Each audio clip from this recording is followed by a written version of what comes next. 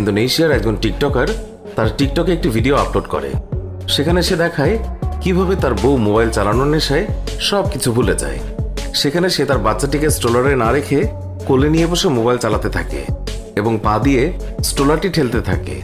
কতক্ষণ পর সে লক্ষ্য করে যে তার বাচ্চা তো স্ট্রলারে নেই, তার বাচ্চা তো সেখানে নেই। তখন সে ভয় পেয়ে এখানে সেখানে খুঁজতে থাকে। যখন কোথাও খুঁজে পায় না, তখন তার স্বামীকে বলে, আর সে বলে সব জায়গাতে দেখলে এখন একটু নিজের কোলে দেখো।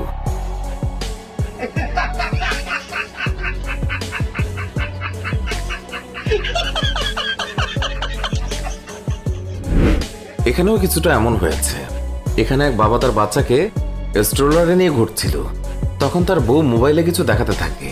কাজের ফাঁকে তার বউ তার বাচ্চাটিকে তার বাবার কোলে দেয়।